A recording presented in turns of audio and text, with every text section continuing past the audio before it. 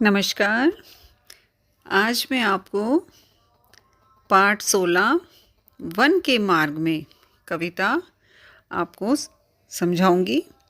यह कविता लिखी है गोस्वामी तुलसीदास जी ने। गोस्वामी तुलसीदास जी का जन्म उत्तर प्रदेश के बांदा जिले के राजापुर गांव में सन 1532 में हुआ था। इनके पिता का नाम आत्माराम तथा माता का नाम हुलसी था। इनका बचपन कष्टों में बीता था और इनकी पत्नी का नाम रत्नावली था। इनकी मृत्यु सन 1623 में काशी में हुई थी। वन के मार्ग में कविता, इसके बारे में मैं पहले आपको थोड़ा सा बतला देती हूँ। वन के मार्ग में कविता का संग्रह तुलसीदास जी के कवितावली के अयोध्या कांड से लिया गया है।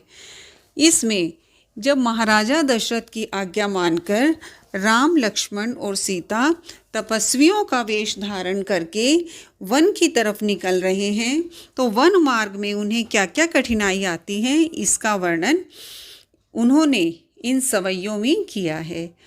और जो वर्णन किया है वो बहुत ही सुंदर है और हृदय को छू लेने वाला है। तो आइए अब हम पहला सवैया पढ़ते हैं।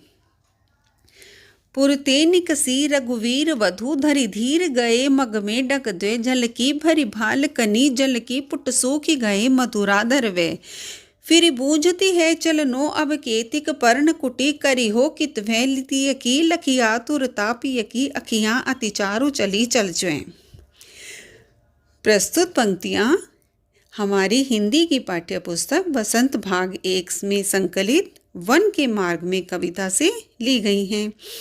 यह कविता तुलसीदास जी के द्वारा लिखी गई है और तुलसीदास जी इन पंक्तियों में राम, लक्ष्मण और सीता के वनवास जाते समय होने वाली परेशानियों का वर्णन करते हुए कहते हैं। क्या कहते हैं? पुरते निकसी रघुवीर वधु, कि महलों में रहने वाली सुकुमारी सीता नगर से निकलकर बड़ा धैर्य धारण कर रास्ते में 2 कदम ही चली थी। झलकी भरी भाल कनी जल की उनके माथे के ऊपर पानी की बूंदें छलक गई और उनके पुट सूख गए मधुराधर वे, और उनके मधुर होठ सूख गए।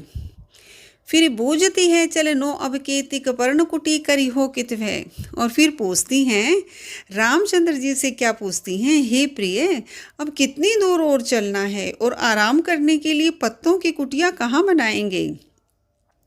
पत्नी सीता की व्याकुलता देखकर श्री रामचंद्र जी की आंखों से आंसू बहने लगते हैं। तिय की लखिया तुरता पिय की, उनको अपनी पत्नी की इतनी बेचैनी देखकर उनकी आंखों से आंसू बहने लगते हैं। यह आपका पहला सवैया था। दूसरा सवैया है, जल को गए लखनु है लरिका परिखो पिय छाह धरिक हवे ठाडे पोछी पसेऊ बयारी करो अरुपाय पखारी हो भुबुरी ढाडे तुलसी रघुवीर प्रियाश्रम जानी कई बैठी विलंब लोकंटक काढ़े जानकी नाह को लेह लख्यो पुल को तनुवारी विलोचन बाढ़े। इस सवैये में तुलसीदास जी ने बताया है कि सीता की थकान को देखकर श्री राम देर तक अपने पैरों से कांटा निकालने का अभिनय करने लगे।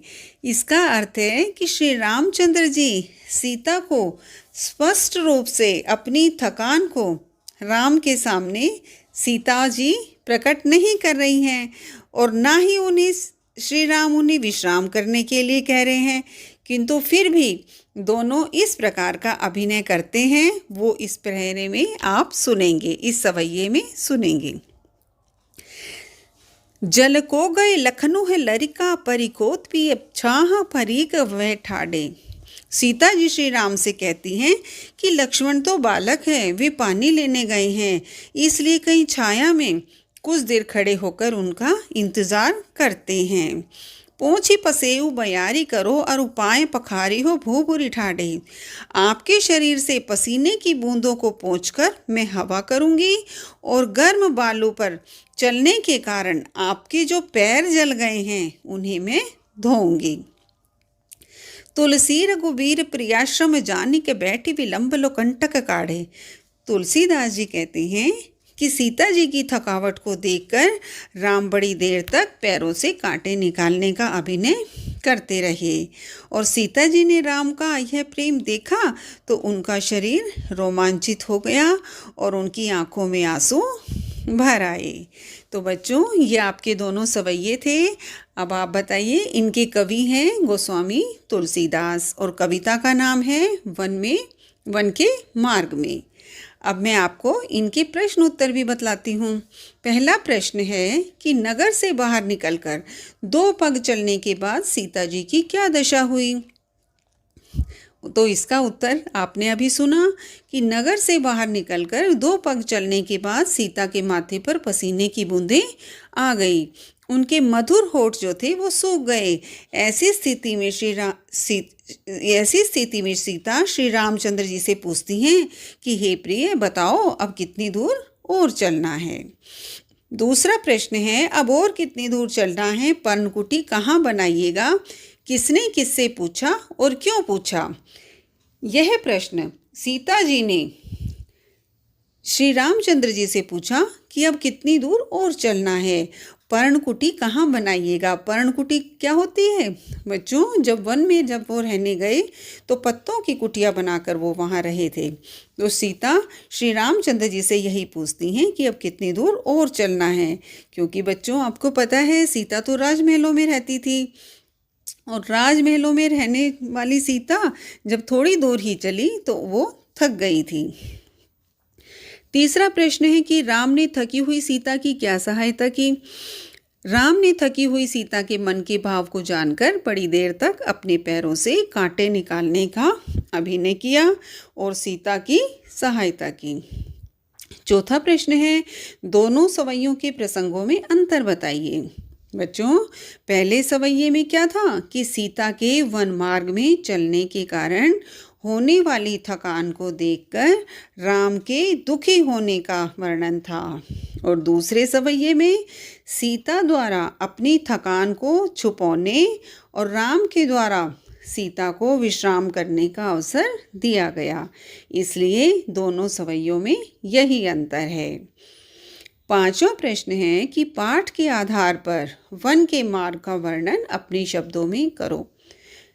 बच्चों, आपको पता है वन के मार्ग में कैसा वर्णन होता है। तो वन का मार्ग आपको पता है, वन में पैदल चलना पड़ता है और पैदल चलने के कारण पैरों में कांटे आदि चुभ जाते हैं और जब कांटे चुभ जाते हैं तो पैरों में दर्द होता है। और वन में पक्के रास्ते भी नहीं होते, ऊबड़ खाबड़ रास्ते होते हैं, वृक्षों की अधिकता होती है, हर समय घनी छाया रहती है, धूल मिट्टी बहुत ज़्यादा होती है, पैर भी गंदे हो जाते हैं। और वन के रास्ते में क्या होता है, छोटी छोटी नदियाँ होती हैं, सरोवर मिलते हैं। इस प्रकार क्या होता है कि वन का जो मार्ग होता है वो बहुत ही कठिन होता है, बहुत ही कठोर होता है रास्ता। इसलिए वन के मार्ग में जब सीता, राम और लक्ष्मण गए उसका बहुत ही सुंदर वर्णन गोस्वामी तुलसीदास जी द्वारा किया गया। मुझे उम्मीद है कि आपको ये पाठ अच्छी तरह से समझ में आया होगा।